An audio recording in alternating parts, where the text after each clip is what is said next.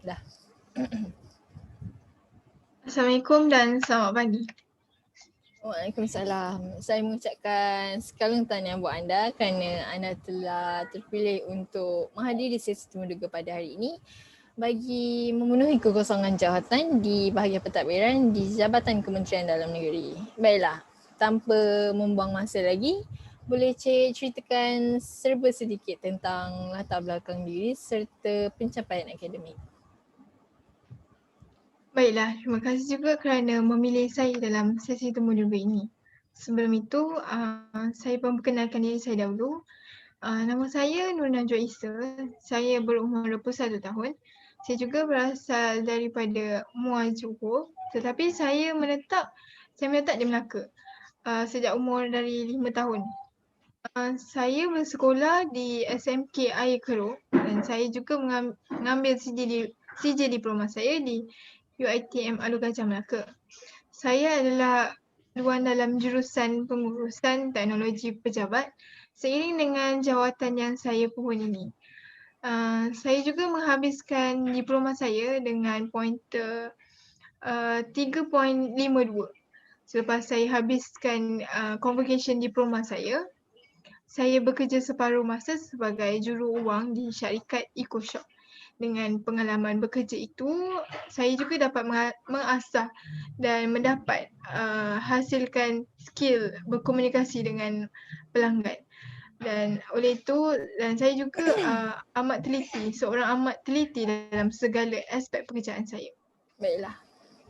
Tahniah sekali lagi atas pencapaian akademik yang sangat baik.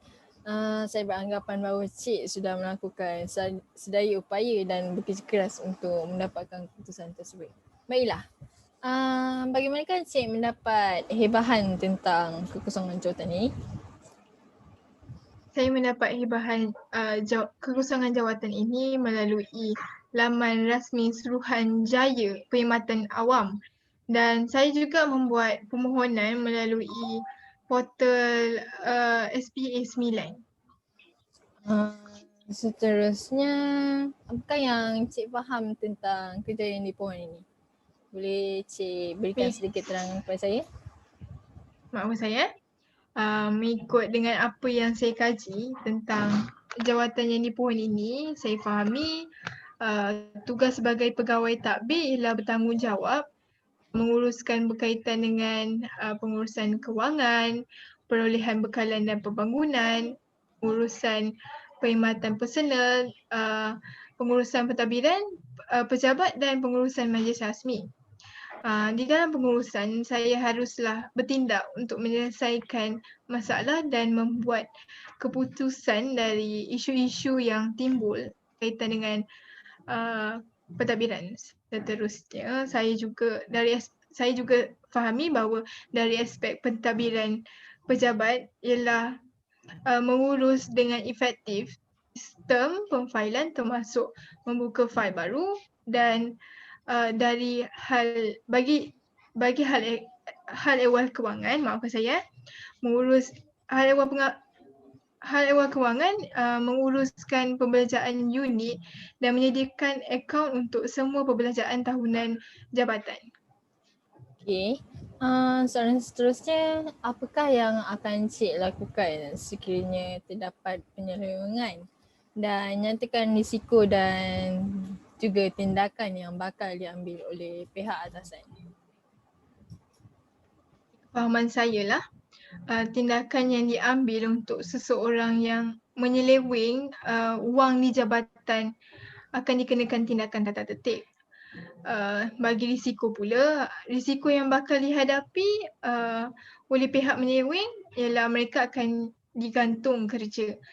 Manakala bagi pihak jabatan pula, risikonya ialah akan kehilangan tenaga kerja di bahagian pentadbiran buat seketika. Idea yang sangat bagus. Selain itu, apakah kelebihan diri Cik jika diberikan jawatan ini? Boleh terangkan kepada saya? Bagi saya, kelebihan yang saya mampu untuk tonjolkan di jabatan ini ialah kelebihan saya saya boleh menguruskan hal ehwal surat menyurat iaitu urusan perjalanan fail termasuk pembukaan dan penutupan fail. Dan itu saya juga dapat mengenali aspek pengurusan pentadbiran pejabat. Saya boleh dapat menyediakan segala laporan kewangan, boleh membantu di dalam penyediaan anggaran peruntukan tahunan, dan saya juga mahir dalam pengurusan hal ehwal kekitangan berhubung dengan perjawatan, pentadbiran dan perkhidmatan. Tugas-tugas itu memang saya selalu lakukan, dan tugas-tugas itu seiring dengan jawatan yang saya pohon sekarang ini. Okey, baiklah. Persekitaran pekerjaan yang manakah Cik lebih selesa untuk bekerja dan menunjukkan potensi diri Cik? Sama adakah di luar pejabat ataupun di dalam pejabat? Bagi saya, mana-mana persekitaran atau di luar ataupun di dalam pejabat, saya tak kisah. Tetapi saya nak akan selesanya saya dalam keadaan yang syarikat yang positif dan kondusif. Selain itu, saya juga lebih selesa dengan rakan sekerja yang boleh bekerjasama dan boleh bertoleransi dalam setiap aspek pekerjaan yang akan diberikan. Saya juga lebih kepada bersaing secara sihat dalam pekerjaan supaya kami sebagai satu jabatan boleh menunjukkan potensi dalam tugasan yang diberikan secara adil. Itu saja. Boleh Cik ceritakan apakah jenis-jenis strategi yang bakal digunakan sekiranya Cik diberikan kerja berpasukan dan Cik diminta untuk memimpin oleh pengurus? Jenis strategi yang bakal saya gunakan jika saya perlu memimpin sesebuah tugas berpasukan yang diberi oleh pengurus jabatan saya ialah dengan pasukan saya haruslah bekerjasama sebagai ketua untuk mencapai kejayaan yang diimpikan. Selain itu, saya juga akan mendorong setiap pasukan saya yang saya bawa itu supaya kita dapat buat kerja dengan baik dan kita dapat manfaatnya bersama. Okey. Boleh Cik beritahu permasalahan yang pernah dihadapi semasa bekerja dahulu dan cara-cara menangani masalah tersebut? Okay. Bagi masalah pula, saya pernah menghadapi masalah toleransi sesama pekerja semasa saya bekerja dahulu. Cara-cara saya menyelesaikan masalah itu dengan saya memaklum dan bersemuka dengan pihak atasan, dan saya memaklumkan pada pihak atasan masalah yang dihadapi oleh setiap pekerja, dan saya harap pihak atasan dapat mengatasi masalah tersebut. Dengan cara-cara itu saya lakukan supaya tiada lagi konflik antara pekerja di tempat kerja. Okey, baiklah. Kebanyakan syarikat sedang mengalami kemerosotan akibat pandemik COVID-19 dan mereka juga mengalami pelbagai kemerosotan dari banyak sudut.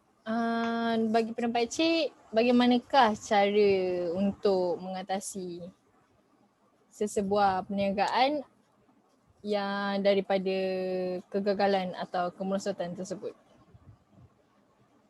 Bagi pendapat saya lah, cara untuk mengatasi kemerosotan perniagaan semasa pandemik COVID-19 ni ialah dengan menghadkan kerja lebih masa kepada pekerja. Selain itu, jabatan juga boleh membuat sistem penggiliran waktu bekerja supaya tiada pekerja yang akan kehilangan pekerjaannya. Dengan itu, syarikat tersebut akan mengekalkan perniagaan sekiranya tiada lagi pekerja yang menganggur di syarikat itu. Okey, idea yang sangat berguna bagi peniaga-peniaga kecil atau peniaga besar untuk tidak kehilangan pekerja-pekerja mereka. Okey.